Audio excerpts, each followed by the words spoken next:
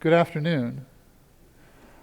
So, I'm on Plan D, so I'm going to read my presentation. Sorry about that. I'm Tom Egan, and I'm a nerd. I'm currently employed as a software developer, technically a senior full stack developer, but I've got to tell you, I don't put a ton of stock in job titles. Senior full stack developer means that I write application code, I write utility code that is used by others. I'm involved in maintaining and supporting the tool chain used by the software development team. I'm involved in DevOps. I'm customer support of last resort. And it falls on me to take management aside, remind them why we don't make promises about software until after a feature has been tested. And importantly for today, I'm the old crufty guy that knows things. So I play a role in steering developers and management around pitfalls while explaining to them why we should avoid that dungeon until they've collected at least 10 hearts, and maybe they could find one if they tried the power glove to lift that rock over there.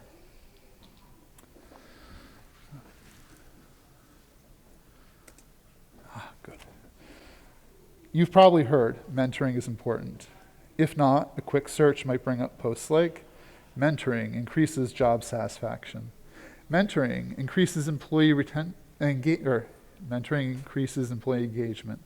Mentoring improves employee retention. It's not really what I was here to talk about today. I wanted to take it as a given. But if I'm going to tell you how to be a mentor, I better explain why you might want to.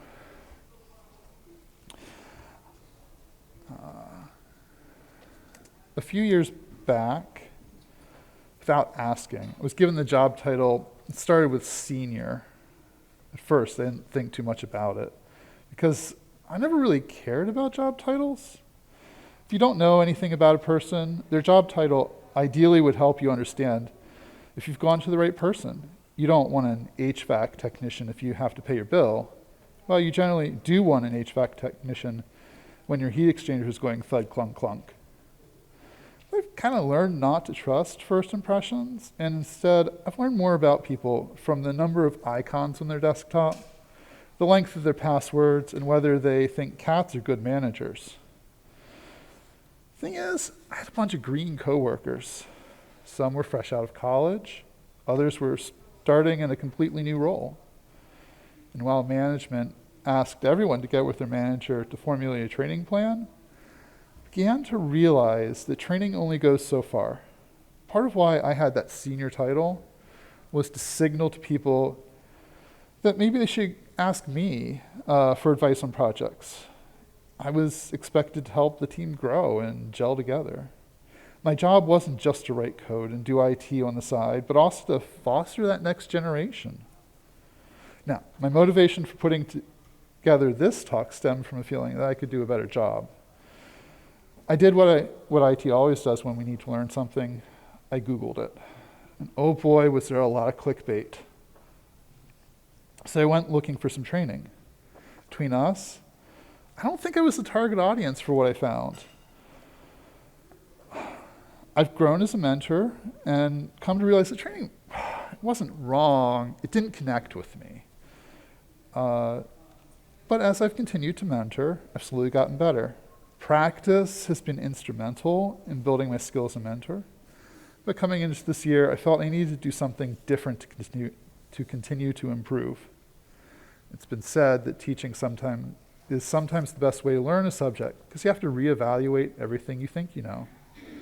This talk is the outgrowth of me trying to figure out what I really know, fill in the pieces I didn't know, and maybe it'll help you start with mentoring. Whew. I don't know anyone who was born a mentor. When I started putting this talk together, I couldn't think of a person in my life whom I counted as a mentor. There were some near mentors, of course. I had some great teachers, especially in high school. I didn't count them as mentors. While I learned a lot from them, there's this difference between teaching and mentoring. I also learned a lot from my family. But were they mentors? I learned to plaster, garden, make fruit preserves, use power tools, and so much more from them. But was it mentoring?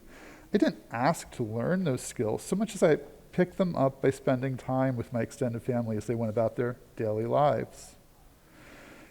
Many people meet their first mentors in college. I had a few professors reach out to me and push opportunities, such as 2 wonderful summer internships in my face. For that, I'm grateful. I can't say I really connected with a professor. Like many in my generation, I'm a first-generation college grad. I'm not going to say that every first-generation college grad has the same kind of experience, but I've come to understand that my experience was both not that unusual, but pretty different from those who have college grads as parents. I just didn't have the background to navigate the environment. As it happens, while in college, I had a part-time job. My boss was one of the great ones. He encouraged me to try things, even if it meant bucking the system a bit. Actually, I think he preferred it when a part-time student employee would do something his peers said couldn't be done, because we didn't know it couldn't be done. Looking back, I now recognize that he, my grandparents, and some of those teachers from high school were mentors. I also realized I missed mentoring opportunities with professors in college and in the workplace. How did I miss the mentors in my life? Well, mentoring is a specific type of relationship, but it's not the kind of relationship you encounter as a child, like parent-child, married couple, or teacher-student. Even employer-employee has a more prominent role in your early life. But mentoring is, for many, not something we see as youth. If you're in the know, it's easy to spot. You can understand why 2 people with different skill levels would meet to talk about work stuff. But if you aren't clued in, mentoring can be as mysterious as girls are to boys. Second, I've come to recognize 2 kinds of mentoring: informal mentoring and informal mentoring and formal mentoring. Formal mentoring, it's a bit easier to recognize. It shows up on your calendar. Someone's asked you, can we meet and chat about building skills, or how to navigate the workplace, or just how to keep it all together? You agreed, made a recurring appointment in your calendar. You might be in a formal mentor-mentee relationship. Informal mentoring, it's the same, without the calendar reminder or agreement. My boss was an informal mentor. He made sure his employees were keeping up with schoolwork before letting us take more hours. He encouraged us to take on responsibilities and try our hands at problem solving, but there was never a time on the calendar. Mentoring just happened. This is the kind of mentoring that was just part of my life. It was what people did. 10-year-old me didn't use iCal or Outlook to keep a calendar. My grandmother called my mom and said, strawberry season, would Tom be available to come pick, cap, and smash berries to make jam? My teachers got an idea for a new lesson, and did a couple of us want to spend study hall building a calorimeter? You bet I did. I wasn't a fan of study hall. Looking back, it's obvious, but in the time and place, I didn't have a clue. I'm not sure my boss or family knew they were mentoring. I think maybe they just thought they were doing what you're supposed to do, which is why I too sort of thought that being a decent coworker was lending a hand and occasionally giving the best advice I could. When was the first time I was a mentor? Was it the time we had an intern that needed some direction and I stepped in? Was it the time there was a new hire and I wasn't the greenest hand at the job, so I showed them some of the ropes? Was it in school when I partnered with someone who was struggling because we shared some friends? You don't need a degree to be a mentor. You don't need to be senior something or other to be a mentor. You don't need to be a manager to be a mentor. You do not need a calendar event to be a mentor. All you really need is a bit of skill or knowledge and a time and willingness to share. You know, that was me. And I'll confess, I stumbled along and made it up as I went until for some reason someone gave me a senior job title. They thought I was doing fine. I don't know why I was. For me, becoming a mentor was about becoming intentional about it. How can you be a more intentional mentor in our profession? And forgive me for lumping IT and software engineering together. I see them as two aspects of the same skill group. I think the best developers are the ones who take, how does this code get deployed and how do people maintain it seriously? Well, I think the best IT keep their scripts for managing computers in source control and test them in a testing environment, which is not the production environment. I'll understand if you disagree. But in these professions, IT and software engineering, we need to have some knowledge about how technology works, how similar technologies differ, and how to talk to users in a way that helps them build a mental model that empowers them to use technology. And to succeed, we have to build our skills. A moment ago, I declared that there was just two must-haves to be a mentor: skill or knowledge and time and willingness to share. Doing the job starts to prepare you to be a mentor. Remember though, informal mentoring, it just sort of happens. If you make a point to create and update documentation, communicate about changes you're rolling out, take time off to recharge, take time to learn new skills, you're leading by example. Not only does doing the job prepare you to be a mentor, but doing it with the intent of doing a good job fosters a culture of mutual support, a culture where informal mentoring flourishes. If you want to be a mentor, bring intent to everything you do. It works is not good enough.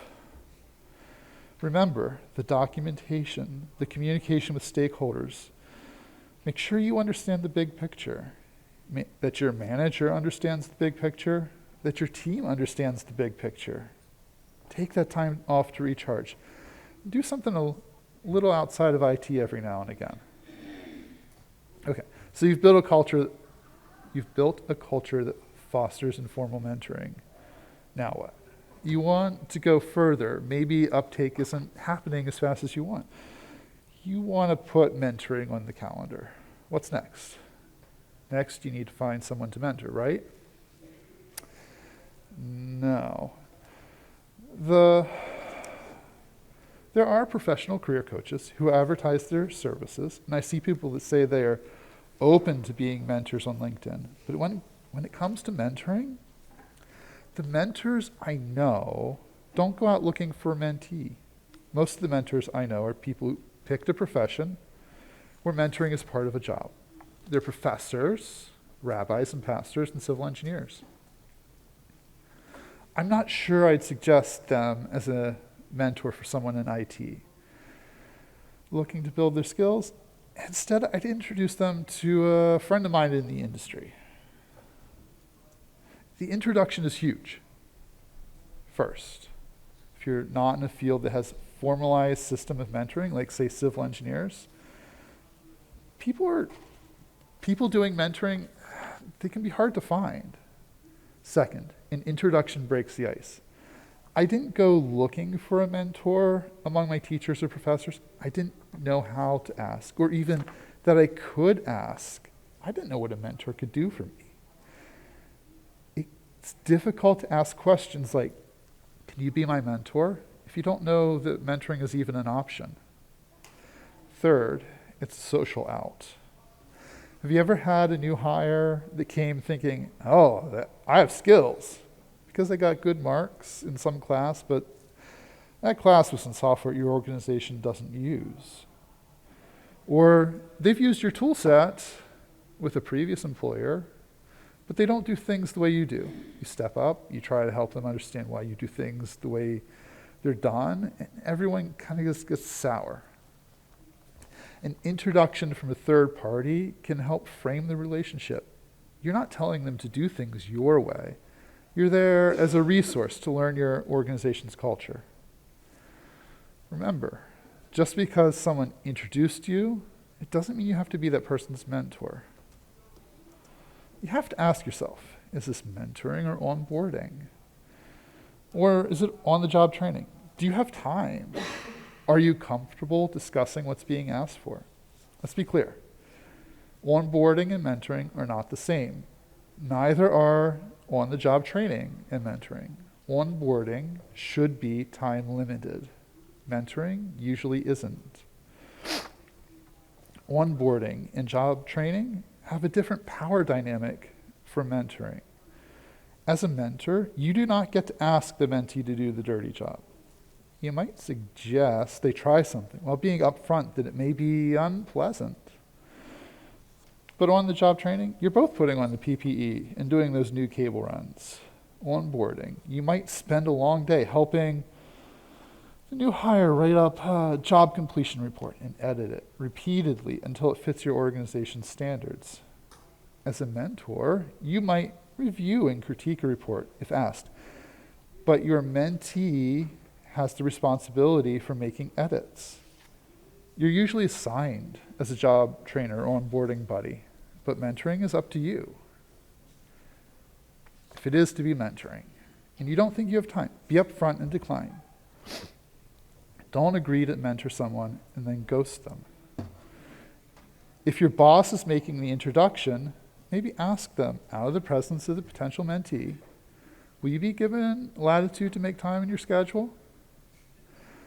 It doesn't hurt to ask the mentee what they hope to get from mentoring either. I've heard many non-answers. But if they ask for help with a skill you don't feel comfortable with, it's okay to give some thought as to whether you want to provide advice. While teaching is sometimes the best way to learn, if you're not comfortable teaching a skill, be upfront. Maybe something you learn together, study group style, rather than mentoring.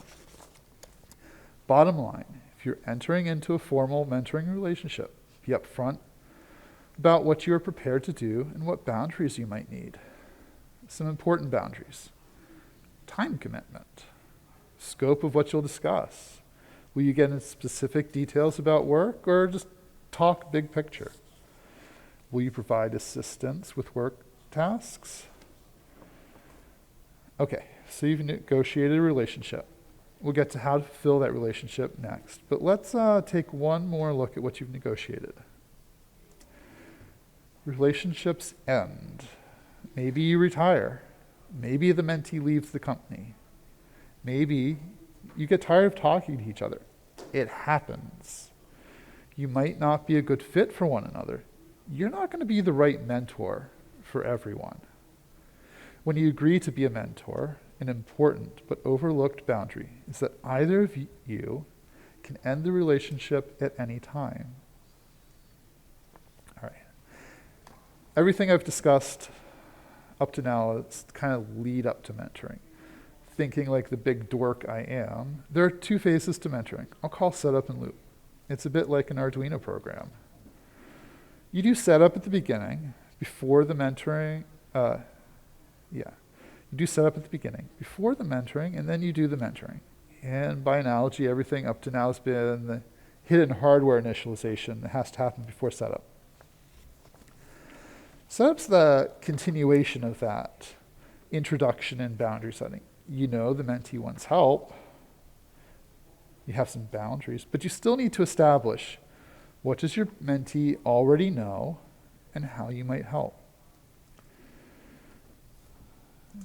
Your first few meetings are going to be more setup than giving advice. Unless you have some history with your mentee, which is unusual, you're going to do more interview than advising. What about the technology is giving them trouble? What have they read recently? Where do they see themselves in 2 years? But you have to do this in a way that doesn't give the interview like your job depends on giving the right answer vibe. A little self-disclosure can break the ice here. For example, I have to admit to being nervous. Public speaking is not easy for me. And my topic, in my head, I think, who am I to talk to you about mentoring? Well, I have years of experience as IT and as a software developer. I feel like being a mentor is still relatively new to me. And then there's the question of whether I'm a good mentor. Anytime a coworker does something the least little bit tricky, my thought is, am I just not good enough to pull off the tricks of the trade? And if I'm not pulling off the tricks of the trade all the time, how can I be qualified to mentor someone? By sharing a little, your mentee learns a bit about you, and hopefully they will share a bit about themselves. Establishing a common ground. It takes time, and you know those interview questions everyone hates? Tell me a bit about yourself. Why'd you get into tech? They do work. When you learn what the mentee thinks is important about themselves, and knowing how they learn their skills can tell you a bit about where their skill gaps are and what learning methods have worked for them. One way mentoring is not like a computer program is that setup and loop are not distinct. As you get to know each other, you'll find yourself fading out of setup and entering loop. Loop, for the lack of better terminology, is the actual mentoring. Here you ask questions and listen. Listening is a huge part of mentoring. And to be a mentor, you need to know when to stop talking and listen. This can be hard. You may feel pressure to impart a skill to a mentee, but that's a trap. Resist the pressure and listen. Okay, I'm making a bold statement there, that imparting a skill, teaching, is a trap, and deserves a bit of an aside. You may be thinking, teaching, it's part of mentoring. And I would agree. Sometimes your mentee will ask you to walk them through a task. They will ask, what can I do to learn a thing? It can be okay to be a teacher for a little bit when asked. The trap is when a mentee is struggling and you recognize if they just learned this one thing, they could make so much progress. It's when you take it upon yourself to be a teacher without being asked that you change the relationship. That's the trap. You can learn from a teacher, a coach, a friend, a mentor, but I believe that we give those titles to people with whom we have different types of relationships. A teacher has some power over you. School's mandatory, and you need to pass the class. You have to do the homework. A coach may assign you drills and may not let you participate in the game if you don't do the drills, but doing the game is voluntary. You could do something else with your time. A friend is someone you have a mutual relationship with. Either of you could walk away at any time, though there might be hard feelings. A mentor is someone you also have a mutual relationship with. But if either of you calls it quits, remember, that's just fine. As a mentor, you have no power over the mentee. There are advantages to not having power over another. It means that both mentor and mentee get to be respected, which is a good feeling. Having relationships at work where you feel respected is a direct outcome of mentoring, and it's what leads to that increased job satisfaction and the other benefits from that early slide. But like trust, respect is easily broken. And unilaterally changing the relationship is one way to do that. You might mean well, but telling someone to do something is easily perceived as you taking power. You may feel extremely confident in your advice, but when you change from, I think you might try, to do A, then B, so you can observe C, you're taking power. But. What if my mentee is about to jump into a vat of acid to practice swimming? Yes, by all means, understand you've become their safety buddy in addition to mentor, and it has changed your relationship. But in the extreme, sure. I've never had that happen. So in the more nuanced sense, just remember, teaching and mentoring can both lead to personal development, but mentoring preserves the mutual respect by leaving initiative with the mentee. All right, can't give the mentee assignments. Got it. I'm just going to sit there and listen. Okay, why not replace mentors with a stuffed bear? Stuffed bear is a passive listener. You can explain setting up centralized authentication systems or scream about the user who spilled coffee on their laptop for the third time this year. and it's only February. The stuffed bear isn't going to react. I'll be the first to admit there's value there. Explaining a complex task to a pretend audience can help you organize thoughts.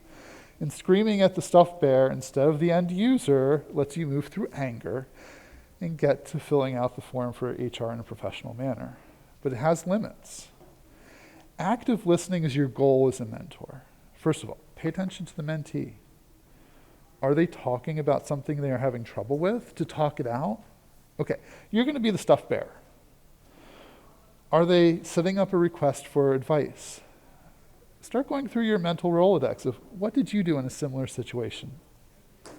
Who do you know that your mentee might ask for suggestions, if not you? Are they telling you about an achievement? Get ready with a compliment. Being engaged in the listening makes your mentee feel heard. It builds that respect for you and boosts their confidence. When the mentee is done, respond. Sometimes your response is going to be short. Short responses like, good job. Do you need help with? Are the best because your mentee feels heard and they get to continue the conversation. You're leaving the initiative with them. Sometimes you might offer a story. Telling stories is something I do too much. You have to understand, my father, like his father, is a storyteller. Like them, I pay attention to my surroundings. You'll find the best elementary school teachers do this too. They used to call it having eyes in the back of your head. Today it's situational awareness.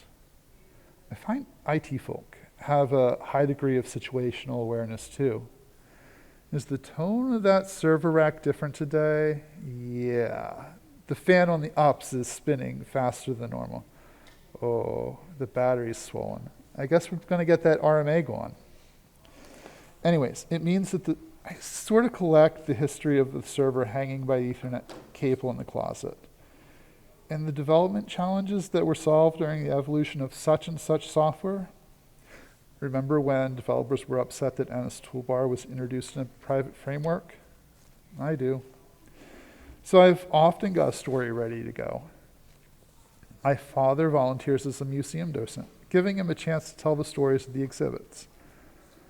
I'll need to find something similar should I retire, or surely I'll go crazy. Okay, some of my stories are topical. A story can provide insight into why a system is the way it is, if you can get to the point in a concise way. But there's danger in rambling on, like I just demonstrated. When you ramble on, you take the initiative away from your mentee. Be judicious with your stories. Skip the salacious details if you can. And remember, your personal opinions are not facts. It can be okay to offer an opinion. Keep it simple is as much an opinion as a maxim. When offering an opinion while mentoring, I make an effort to preface them. In my experience, or I believe, to make it clear that I am offering an opinion. When acting in a different capacity, I stay away from those softening phrases because some audience just wants you to project confidence. But in my experience, when mentoring, I use those softening phrases when giving my opinion and try to follow up with alternatives that a mentee also might try. My goal as a mentor is not to pick a solution for the mentee, but help them to explore solutions that might work for them. By making my opinions obvious, I feel I'm disclosing my bias. And if possible, I try to hold back on my opinion until the mentee has actually first tried something. Sometimes, though, your mentee is going to try things that you have strong negative opinions against. JavaScript on the server, pre-made network cables versus trim-to-length network cables. Like jumping into a vat of acid to practice swimming, if it crosses the line into unethical or illegal territory, you have an obligation to say something. But if it's tabs versus spaces or text file versus binary log files, text file all the way. I believe mentors should practice non-judgment. Ask yourself why you have such strong opinions. That simple static web page that became unresponsive after an intern added React to give a button a cool effect when clicked. Your mentee hasn't had that experience. So you've avoided React for years because of that, and perhaps it has gotten better. If you give opinions too forcefully, not only do you pass on your prejudice, but you can also damage your relationship if you end up steering your mentee. Remember, you're there to support them as they explore. You can offer that, hey, I had a bad experience with technology X years ago, and technology Y may be an alternative that you should consider. Maybe try both. See what works best for you. Make sure you follow up. Hey, you might just learn something. It might sound like I'm suggesting that you become a workplace therapist with my listening and non-judgment advice. That's fair. I think if you asked a therapist, are they trying to be a mentor? They might say, kinda. Something else therapists and mentors often do is encourage mentees to set goals, but not just any goals, SMART goals. No, that's not self-monitoring analysis and reporting technology. That's specific, measurable, realistic, and time-bound, which come from George T. Doran's paper, There's a Smart Way to Write Management's Goals and Objectives. The paper includes A for assignable, because it's focused on management teams, but we can adapt it for mentoring by dropping the A. As your mentee ought to always be the assignee. Specific. Because a goal of doing something is either too easy, twiddling your fingers, that's doing something, or doom scrolling, that's something, or too hard. If it's nebulous and undefined, it's probably unmeetable, measurable, because I'm going to build a server from spare parts. Well, it's specific, but it would be better if it worked. And how do we define working? Spins the fans, or 100 users can simultaneously log in. Realistic, because tonight we take over the world. Sets your mentee up for failure. Time-bound, because asking how did the mentee do at achieving their goal, it's a great way to start a conversation. And it would be better if you started a conversation before the heat death of the universe. I like to conclude mentoring sessions with goal setting. It would be easy to get this wrong and give an assignment. Instead, I try to ask the mentee, what do you think you're going to get done between now and when we meet again? I might give them a nudge. That sounds like a lot. Maybe try for steps 1 to 10 and leave 11 to 100 as stretch goals. It's kind of in the presentation. I also keep a notebook. I don't know if you've seen those notebooking systems on your social media feeds. It's nothing like that. It's really just a scratch pad. And I jot down lots of things, but I do jot down their goals. Because that way I remember specifically what they were talking about. And that helps reinforce that being heard and build that respect. I try not to take too many notes. I think mentoring should largely be confidential, conversations.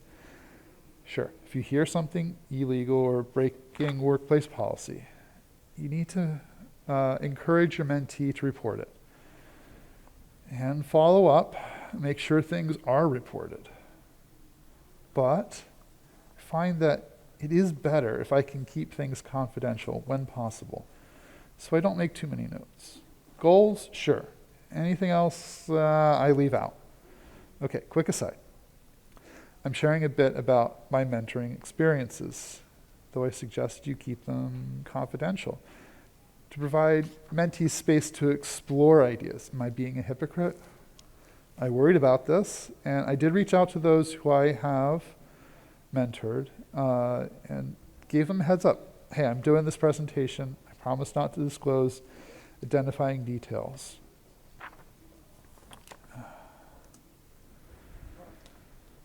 I've covered how to foster a culture for mentoring, start mentoring, and how to mentor. But that leaves how to conclude mentoring. It could be that you're retiring or moving to a different branch. In today's connected world, maybe that's not a reason to stop. Maybe your mentee is moving on to different things. Hopefully you both remember that you agreed at the outset. Either of you could walk away anytime. The best way to end a mentoring relationship is when the mentee is leveled up. In our fields, my experience is that internal promotions are uncommon. More often, people take a new job at another company. When your mentee spreads their wings and moves up and onward at another company, be proud. Congratulate them. Don't steal the spotlight. Or perhaps you're moving onward and upward. Great. Don't burn the relationship. Maybe it won't be the same as you'll be doing something entirely different, like forestry. So mentoring a systems admin, it might be awkward. If you can, try to put the mentee in touch with someone they might connect with as a new mentor. So what is mentoring? It's a relationship. It's a particular kind of relationship where we set aside power dynamics to establish mutual respect. It is a relationship that allows both parties to grow professionally. One in the obvious way. They're given encouragement and advice on how to expand their abilities. Though the responsibility to do the work, it remains with them. The other party, less obvious, you have to rethink everything you know. And you might even develop some of those soft skills a little bit.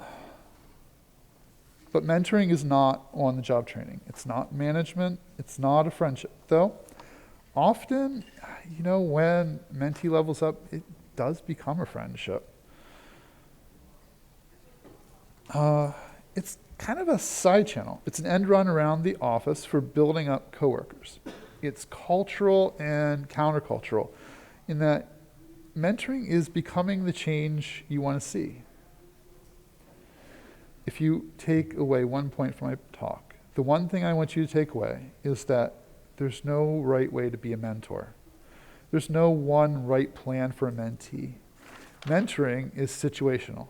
It takes time, patience, and a little hard one wisdom. Whew. Okay, questions?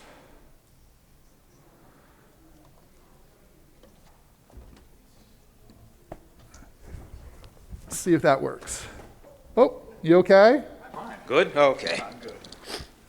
All right, this is actually a two-parter. Just if you can put it into a nutshell. One is, how do you go from giving unsolicited advice to mentoring, especially to younger individuals who are in management positions? Gosh. All right.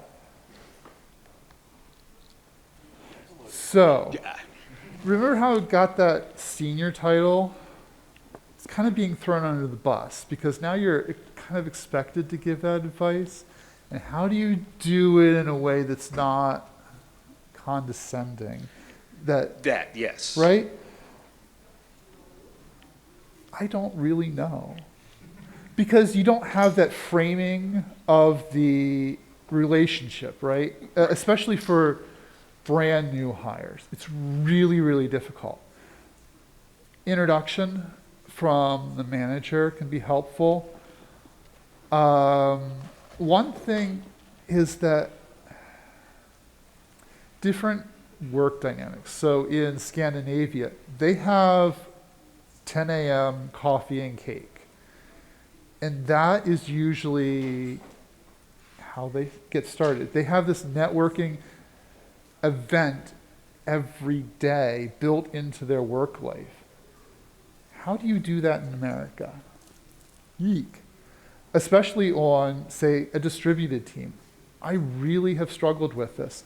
And I think it's one part manager responsibility. It's one part just water cooler talk. Like, hey, I'm reading this great book about World War II shipping.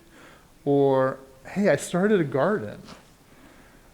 It's the kind of random off-topic stuff, and you pay attention. Unfortunately, a lot of it's cultural because I've noticed in my organizations that sometimes we have somebody who may have come from a different background and they're like, I need to prove myself and I'm not going to ask for help. And we get to a review and it all comes crashing down. So it's really difficult. Yeah, the introduction, it's just huge.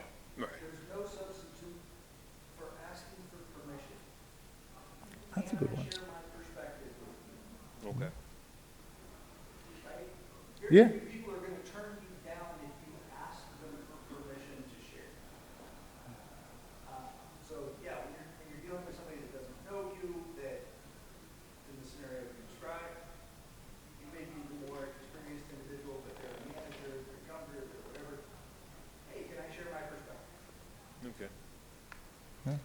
All right, so I guess that'll somewhat lead into, and I guess the same may apply, where going from unsolicited to, I guess, mentoring for those who are older, have more experience, but are set in their ways, and they're pretty much finger in the air, not really wanting to hear anything. Yeah.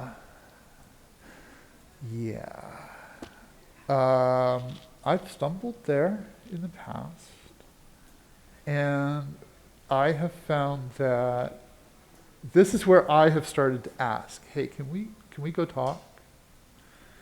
And that has worked wonders because I've said, hey, we need to set the work aside a little bit here, and we need to go and talk about this tension in the air and forget about work, forget about the release, forget about the rollout of Windows 11. How are you doing? What's going on? Are you sleeping enough? What's got you worried? So there's a framing thing. So yeah, hey, can we go talk? Can we say, hey, let's start from somewhere that isn't work? Just trying to be their friend a little bit. Like, it's not always going to work. Not everybody's going to take your approach well. People have turned down, hey, can we go talk? You're not going to always win. But, yeah, ask. Ask, okay, all right, fair enough.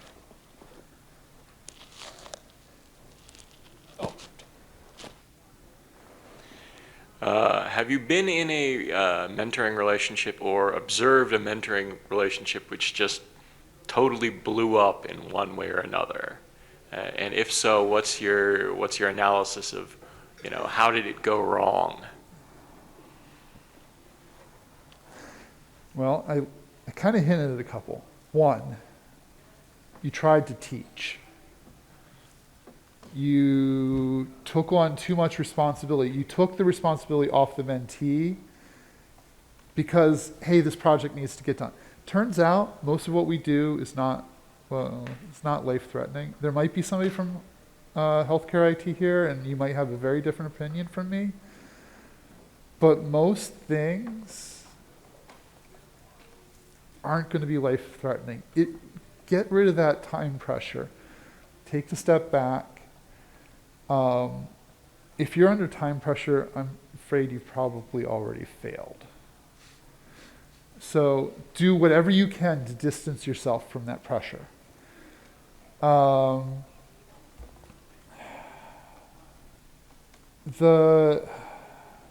Give credit.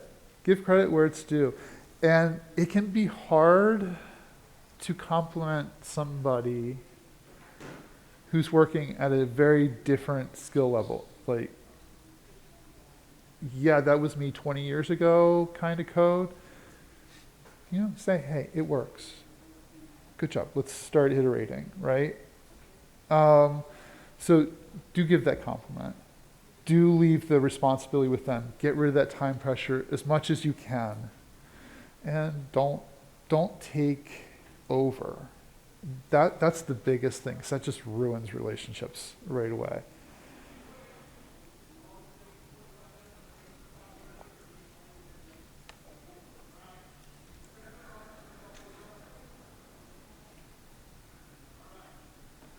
Okay. Anybody else? Back?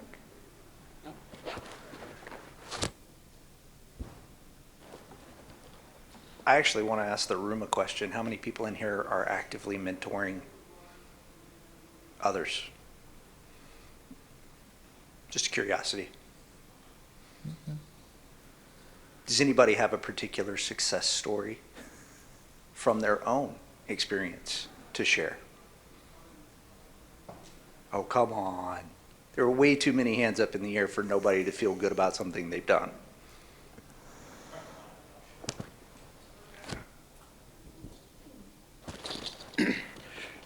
All right, mentoring someone brand new, started working, and I guess, I don't want to say the easy part about it, but what made it familiar is that they were a lot like me coming into the industry. So, that was a layup almost, but the work still had to be done. And I utilized what you were talking about, just kind of saying, hey, let's just talk. Let's just go out. Yeah. Just finding common ground.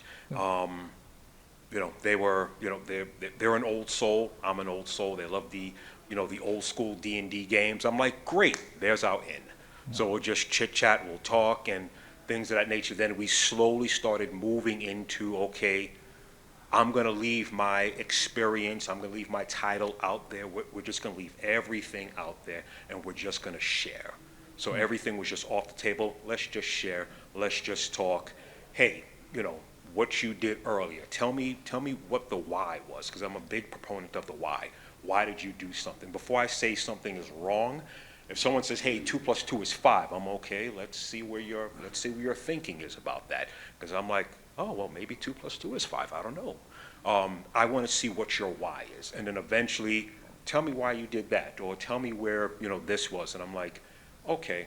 So in addition to that, here's something you can do. Just start adding arrows to the quiver.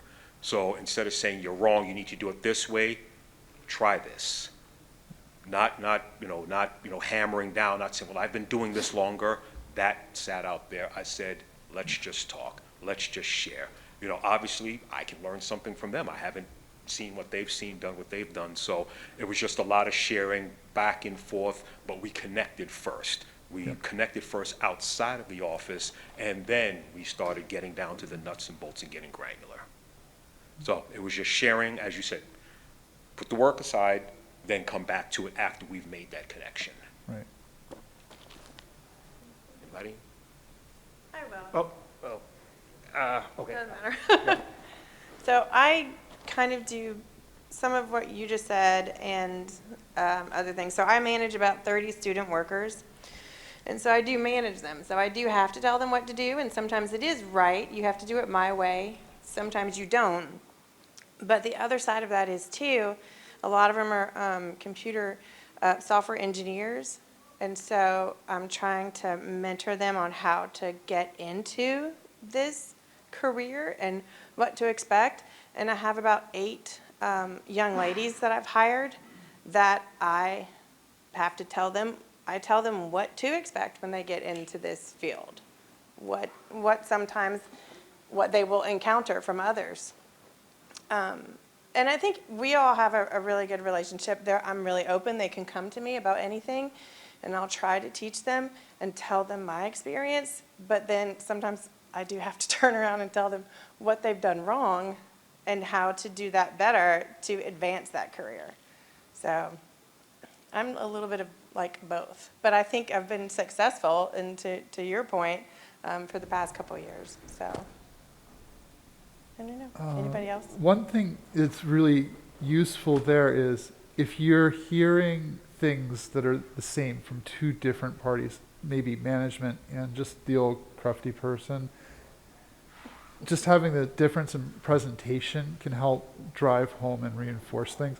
And that may be a reason to have mentoring, not just within management, but as a whole team taking it, the whole team's doing mentoring.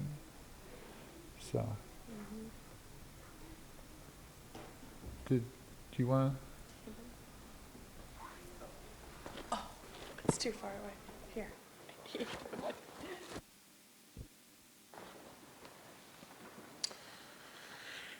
Hi.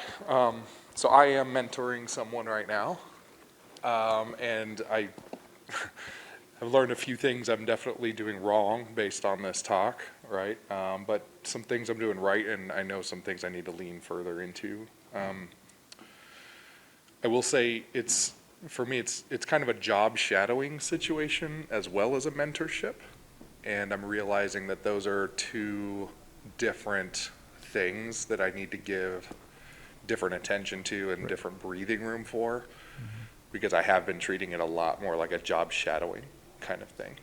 I manage the MDMs and automations for our company, and there's really nobody else doing that for us, and this person's shadowing me. He's a younger IT and very capable and eager, and I'm not giving enough breathing room for the mentorship side of it, and maybe being too opinionated at times and stuff like that. So this was very helpful, thank you. One other thing to bring up is, like, I found myself in this relationship with this junior tech.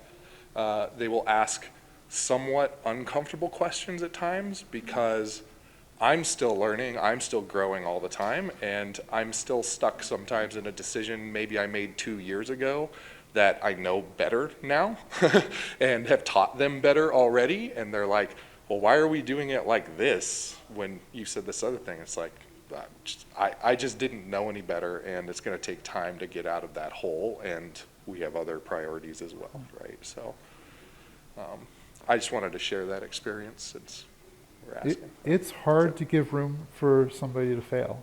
You don't want to see that, but we all kind of learn from it. There is no one right plan. Like, your mentoring may be more job shadowing. That might be right for that mentee, but they might also need their space to do their own thing, to kind of replicate what you did and say, when you have I don't like the way I did it, but I didn't know any better, can you go to this other test environment, try doing it differently. Let's see if you get something better. Yeah.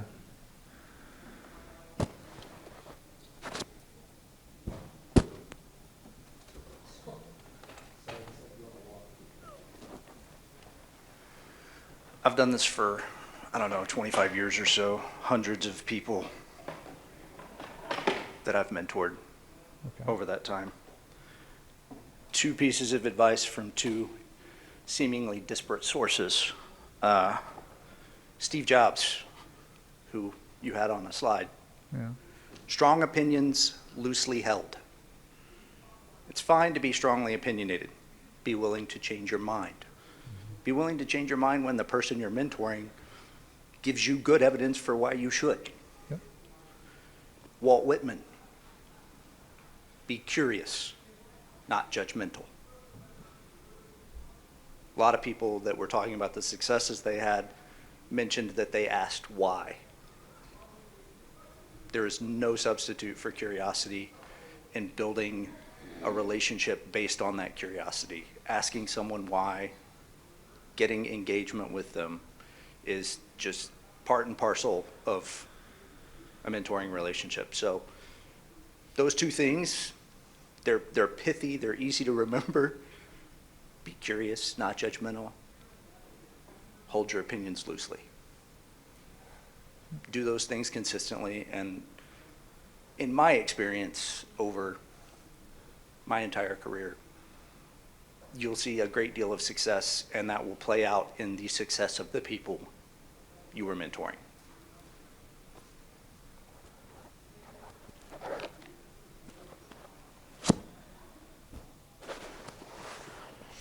So one of the things I bring into mentoring is, before I got into IT, I came from a career as an EMT and a firefighter.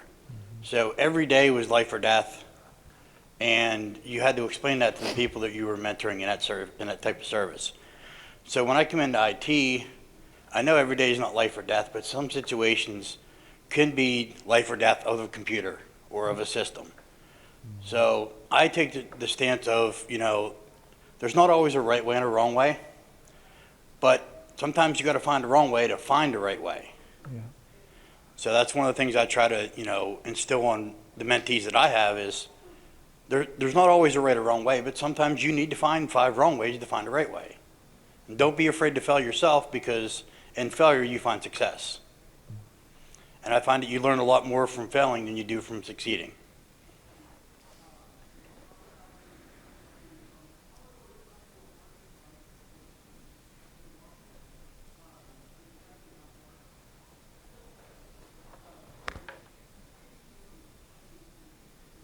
Okay. Is that everyone? Oh, Thank you.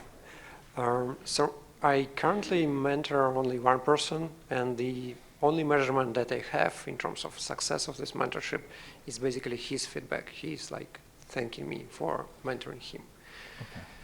The other examples that I see, at least in our organization, is like, and I'm mentoring the person who reports to me. So it's a little bit challenging, I find it, because I also kind of need, sometimes it's mentorship, sometimes it's given like in directions, like what you need to do. And I feel like if I look at the other members of my team, then most of them I'm just managing them, so they get reporting, I'm giving them direction, and with that person who I'm mentoring, I'm mostly not managing him at this point. It's all like mentorship. So I'm giving lots of freedom, giving lots of this kind of leeway for them to error, and that's where they kind of thankful for this, because they learn on these errors. They start thinking, like, instead of just doing what you're telling them, they just start thinking like why they're doing that. But I also find that, for example, if I want to be mentored, I don't want to be mentored by my boss, let's say. I want to be somebody from a site. And in our organization, we also have like a buddy system because of some of the mergers and acquisitions. When another company comes on board, we assign a buddy. It's kind of a person who has a similar job but in another department. And they start buddying, and some of them become like mentors. And it's not like they mentoring, but it's more like they may be even on the same level. They just have this line of communication that they continue to have, and they kind of mentoring each other, discussing stuff, and it just helps. It's probably like this conference, we are like learning from each other, not like directly mentoring from the knowledge of it, from knowledge of others. Sorry. so would you say that like work buddies are kind of on this mentoring continuum? There's the whole spectrum, and you might have job shadowing here, you might just have job buddy here, and they both have their role to play. They're just different styles for different mentees. Yeah, I think it's like you might have your like therapist, and he is not into like your job, Right. and you might be like, you might have like a boss, and he completely knows what's going on. And mentorship is something like kind of in the middle, maybe more to therapists. Kind of, mentors should know what you are doing. So he needs to have this. He needs to have some IT experience, for example. Okay. And but it shouldn't be like too vague. As you said, like on some of this, like you need to have this expertise to give advice, actually. So if it answers your question. It's helpful to have a clue, right? It's helpful to know something about IT if you're mentoring an IT person. But it's not always strictly necessary that you're in the same exact place. Like, sometimes your senior programmer is going to give some mentoring to the junior sysadmin. That can work. Sometimes that's hard. Maybe there's not enough overlap. And you're going to find that sometimes it works, sometimes it doesn't. And that's why you have to set those boundaries.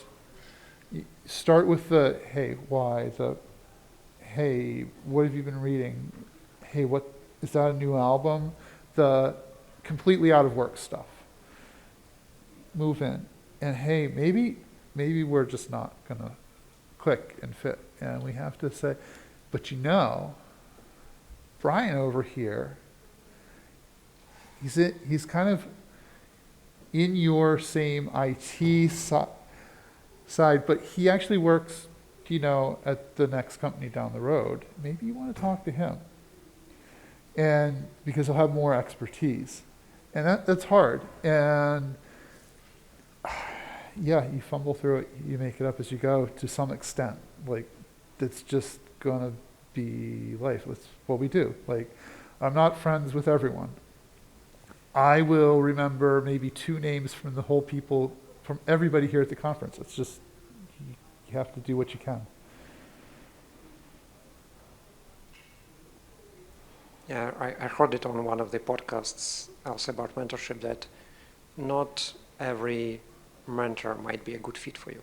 Like, so basically, maybe you're not a good match, at least like right now. Yeah.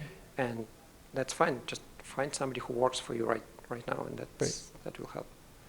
Yeah, being a good match isn't the end of the world. You might still be a good IT person. You might still be a good manager. You're just not a fit for each other. Your different approaches just clash too much. It's fine. Okay, 100 mentees.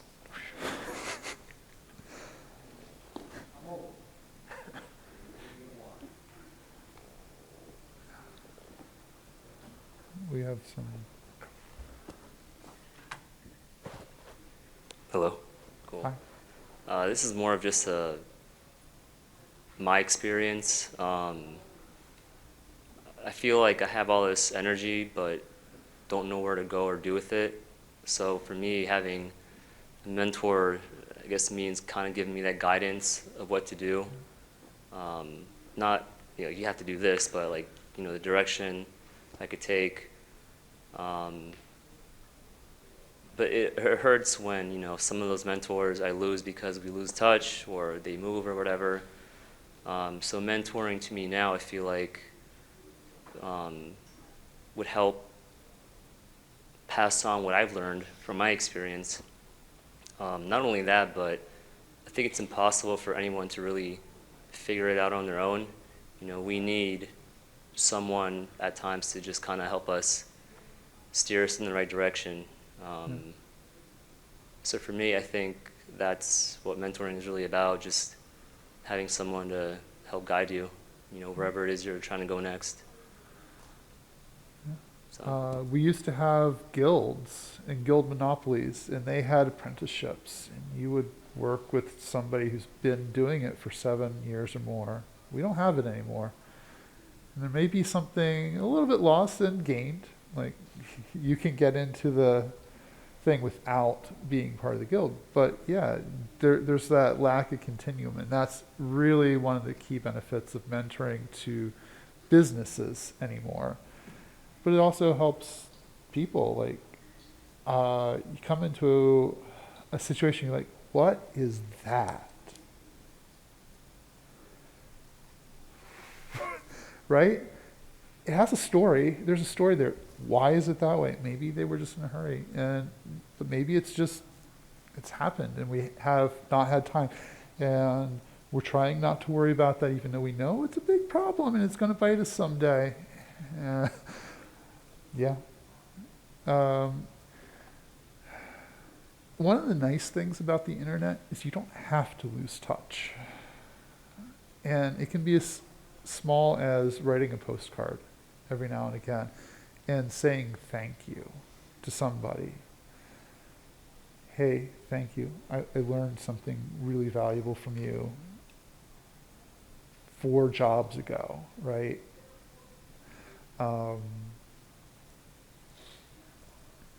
It makes somebody's day to get that thank you card.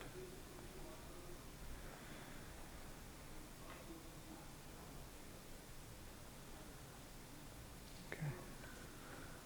Well, we're basically at the end. So thank you, Mac Admins, for taking a chance with me. Thank you, audience, for listening to me ramble on. Love ya.